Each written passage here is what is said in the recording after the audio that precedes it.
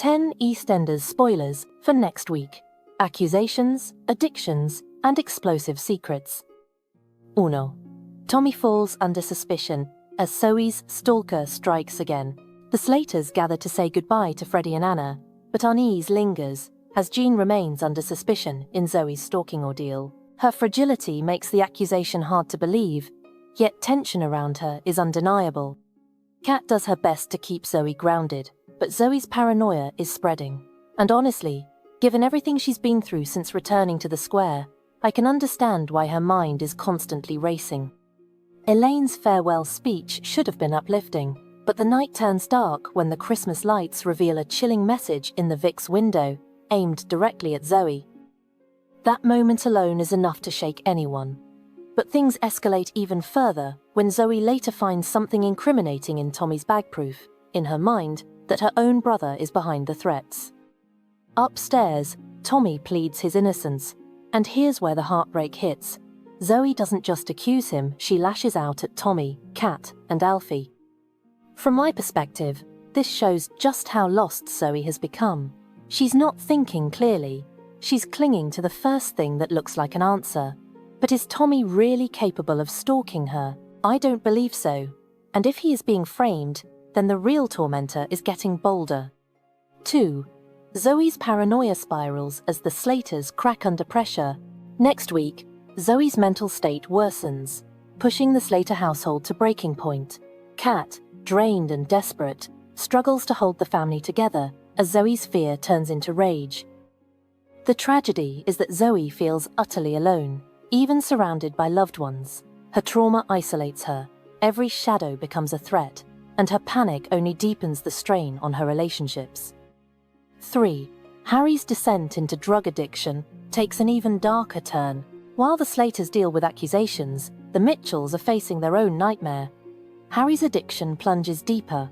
After stealing Nicola's credit card, he grows more reckless and desperate, crossing lines he once wouldn't. The power of his story lies in its roots in trauma. His family want to save him, but Harry doesn't seek rescue, only relief from the pain. 4.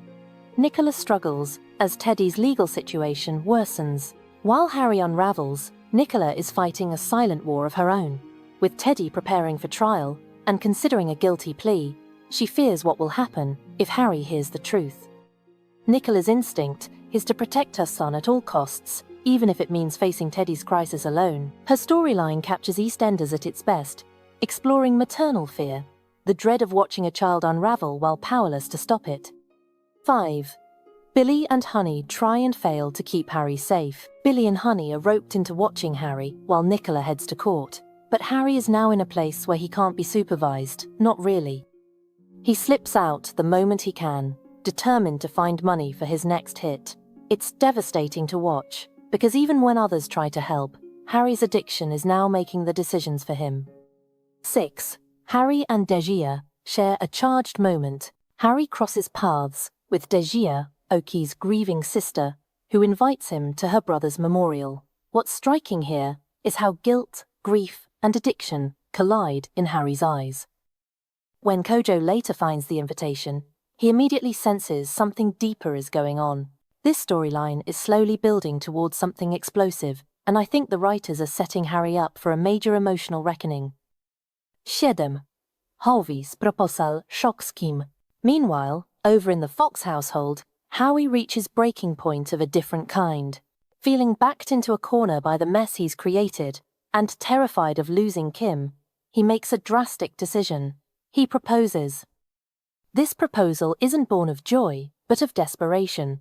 Drowning in guilt, debt, and bad choices, Howie clings to engagement as a shield. Yet in Walford, secrets never stay buried, and Howie has more than most. 8. Anthony's hidden truths come to light. As Howie struggles to maintain his facade, Anthony's secrets begin to surface.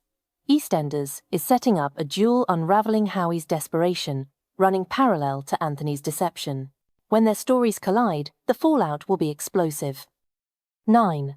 Kim faces a heartbreaking dilemma. Kim finds herself torn, wanting to believe in Howie, but sensing something is deeply wrong. She loves him, but she's no fool. I think Kim's emotional intelligence is going to become the heart of this arc. She sees more than people realize, and when she finally confronts the truth, it's going to hurt. 10. Walford edges toward an explosive Christmas, with Zoe's stalker still at large, Harry spiraling, and Howie sinking deeper into trouble. Albert Square is bracing for a Christmas collapse. In true EastEnders fashion, the question isn't whether devastation will strike, but who will be left standing when it does. Cảm ơn bạn đã theo dõi kênh. Hẹn gặp lại. EastEnders. Zoe faces a chilling Christmas threat, and a new suspect emerges. Christmas is meant to be a time of warmth, family, and forgiveness, but in EastEnders, it's more often a season of secrets, fear, and the kind of drama that leaves you breathless. And this year, Zoe Slater finds herself at the center of a nightmare she can't escape. Next week, Zoe becomes convinced that she has finally unmasked the person tormenting her. After stumbling upon what she believes is incriminating evidence, she reaches a shocking conclusion. Tommy Moon is her stalker. Now, I personally think this speaks volumes about how fragile Zoe has become. Her paranoia is spiraling, and it's clear she's clinging to anything that looks like proof. But as viewers, we can already sense it, she's not thinking straight, and that makes her incredibly vulnerable to manipulation. According to an insider, Zoe's fragile state of mind means she's not seeing things clearly. Someone wants to destroy her life, and they're doing a frighteningly good job. And honestly, I agree. There's a precision to these threats that feels calculated. Whoever is behind this hate campaign knows exactly how to push Zoe's buttons. Freddie's departure should unite the family, but it doesn't with Freddie, preparing to travel the world with Anna. The Slaters should be rallying together, celebrating him before he leaves Walford. Instead, Zoe's situation is tearing the family apart. Her accusation that Jean was the stalker has already caused deep fractures. Jean was devastated, Kat was torn, and even Alfie didn't know what to believe. Now, as Zoe points the finger at Tommy, the Slater household feels more strained than ever. I think this is one of the most heartbreaking aspects. The real tragedy isn't just the threats Zoe's receiving, but how effectively they're isolating her from the people she loves. The square gathers together for what should be a joyful moment, switching on the Christmas lights and giving Anna and Freddie a warm send-off. Kat is desperate to keep the peace, trying to soothe Zoe's nerves and put the endless arguments aside. For a brief second, it seems like the community might finally share a moment of unity. But this is Walford, and peace never lasts long. As the lights flicker on and the crowd begins to cheer, a disturbing message appears in the window of the Queen Vic. It's unmistakably aimed at Zoe, and it sends a cold shiver through everyone watching. Our source confirms. What should be a happy occasion suddenly becomes sinister. The message is terrifying and clearly designed to break Zoe. And I have to say, this moment feels like the stalker escalating their game. They're no longer content with subtle threats. They're going public. They're making sure Zoe and everyone around her knows she's being hunted. With Jean cleared and Tommy now under Zoe's suspicion, the list of potential culprits grows more tangled, and honestly, that's what makes this storyline so gripping. Every time we think we've cracked it, another twist sends us back to square one. I think the mystery is being deliberately drawn out, and the closer we get to Christmas, the more dangerous it's going to become. Whoever is targeting Zoe isn't just trying to scare her, they're trying to break her completely. Cảm ơn bạn đã theo dõi kênh. Hẹn gặp lại. Harry Mitchell spirals, further as EastEnders unleashes another criminal twist. EastEnders is once again diving deep into the Mitchell family's darkest corners next week, as Harry Mitchell's addiction pulls him into yet another wave of chaos. What began as a desperate attempt to numb the trauma of his captivity has grown into a full-blown dependency, one that now threatens to completely destroy him. At this point, I think it's painfully clear that Harry is standing on the edge of a cliff. Every week, he slips a little further. And what's tragic is how quickly this has gone from coping mechanism to consuming force.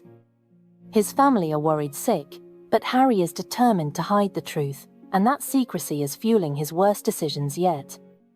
With no job, no income, and a craving he can no longer control, Harry resorts to deceit. He manipulates his mum, Nicola, convincing her that he needs her credit card for something innocent, only to use it to buy drugs behind her back. It's a moment that perfectly captures the duality of addiction, the quick lies, the half-truths, the inability to stop. Next week becomes even more emotionally charged as Nicola heads to court for Teddy's bail hearing. Viewers already know the devastating twist. Teddy plans to plead guilty. Nicola, terrified of how this revelation might shatter her already fragile son, decides to go alone and shield Harry from another emotional blow. I think this is where Nicola's character shines. She's flawed, yes, but deeply maternal. She can see Harry cracking, and she's trying to hold his world together with her bare hands, even though it's slipping through her fingers. With Nicola gone, Billy and Honey are left in charge of Harry, but babysitting a Mitchell in crisis is never simple. It's not long before Harry gives them the slip, sneaking out to find more cash to feed his addiction.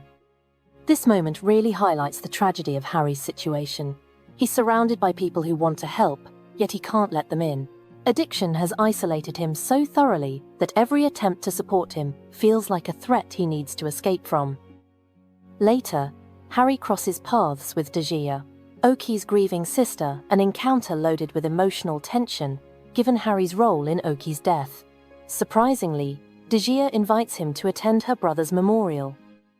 From my perspective, this is one of the most fascinating turns in the storyline. Dejia's grief colliding with Harry's guilt creates a complex emotional storm. Harry is burdened by the weight of what happened, whether or not he intended it, and now he's being pulled back into Oki's orbit at a moment when he can barely stay afloat himself. When Kojo later finds the memorial invitation, alarm bells start ringing. For Kojo, and for us watching, it's becoming increasingly clear that Harry is courting danger from every direction. His emotional state, his addiction, his guilt, it's all building toward a breaking point. And honestly, I think that's what makes this storyline so gripping. It's raw, it's messy, it's painfully human. EastEnders isn't just showing us a character spiraling, they're showing us the ripple effect, the way one person's unraveling can destabilize an entire family. Cảm ơn bạn đã theo dõi kênh. Hẹn gặp lại.